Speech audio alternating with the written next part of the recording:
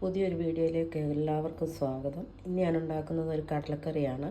അതിനൊരു കപ്പ് കടല ഓവർനൈറ്റ് കുതിർത്ത് വെച്ചതാണ് എടുത്തിരിക്കുന്നത്. കറി തയ്യാറാക്കുന്നതിനായിട്ട് നമുക്കൊരു മസാല തയ്യാറാക്കാം.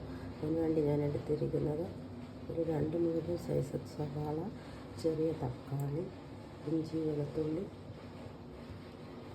തേങ്ങാക്കൊത്ത്, പിന്നെ മസാലകളായിട്ട് എടുത്തിരിക്കുന്നത് 3/4 ടേബിൾ സ്പൂൺ മല്ലിപ്പൊടി, 1 ടേബിൾ സ്പൂൺ മുളക് പൊടി, 1/4 ടീസ്പൂൺ മഞ്ഞൾപ്പൊടി, 1/2 ടീസ്പൂൺ മീറ്റ് മസാല.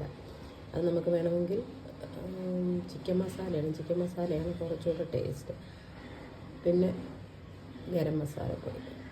ഇനി നമുക്കിതെല്ലാം കൂടെ വഴറ്റി മസാല തയ്യാറാക്കാം. പാലെടുത്തിട്ട് വെച്ച് എണ്ണ ചൂടാക്കി ഇഞ്ചി, വെളുത്തുള്ളി വഴറ്റി, സവാള വഴറ്റി, അതിലേക്ക് നമുക്ക് തക്കാളിക്കായിട്ട് കൊടുക്കാം. തക്കാളിയൊക്കെ കുക്കായിട്ട് വന്നിട്ടുണ്ട്. ഇതിലേക്ക് നമുക്ക് മസാലപ്പൊടികൾ ചേർക്കാം.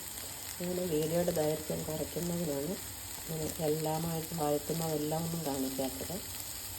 തക്കാളിക്ക് നന്നായിട്ട് കിഴങ്ങ് വന്നിട്ടുണ്ട്. നല്ലതായിട്ട് കുക്കായിട്ട് നമുക്ക് മസാലപ്പൊടികൾ ഇട്ട് കൊടുക്കും. ഉള്ളി വഴറ്റി സമയത്ത് ഞാൻ ഉപ്പ് ചേർത്തിട്ടുണ്ടായിരുന്നു കേട്ടോ. അത് ഞാൻ പറഞ്ഞില്ല. മസാലപ്പൊടിയൊക്കെ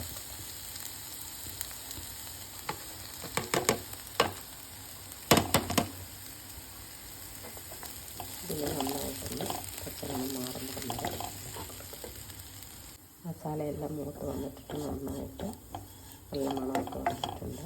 ഇതിലേക്ക് നമുക്ക് വെള്ളം ചേർത്ത് കുക്കറിൽ അടച്ചു വെച്ചൊരു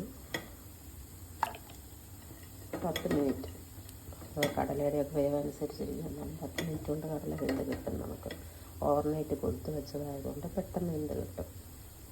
അങ്ങനെ കുക്കറിൽ വെച്ച് നമുക്ക് വേവിച്ചെടുക്കാം. കടലയിലേക്ക് മസാല ചേർത്ത് കടലയ്ക്ക് മുകളിൽ വെള്ളം നിൽക്കണം. അങ്ങനെ വെച്ചാൽ നല്ല ഗ്രേവിയോടുകൂടി കിട്ടത്തുള്ളൂ. കടല വെന്ത് കിട്ടാനും അത് നിറച്ച് അതിന് മേളിൽ നിൽക്കത്തക്കോല് വെള്ളം ചേർത്ത് വേണം വെക്കാൻ. അടച്ചു വെച്ച് നമുക്കൊരു 10 മിനിറ്റ് വേവിച്ചെടുക്കാം.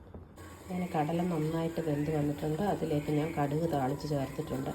ചുമന്നുള്ളി മൂപ്പിച്ച് വറ്റൽമുളകും കറിവേപ്പിലയും ഇട്ട് കടുക് പൊട്ടിച്ച് ഇതിലേക്ക് ചേർത്തിട്ടുണ്ട്. ഇതിപ്പോൾ കുറുകിയ ചാറോടാണ് ഇരിക്കുന്നത്. ഇതിന് വേണമെങ്കിൽ നമുക്ക് അല്പം ചൂടുവെള്ളം, തിളച്ച വെള്ളം തന്നെ ചേർത്ത് കൊടുക്കണം.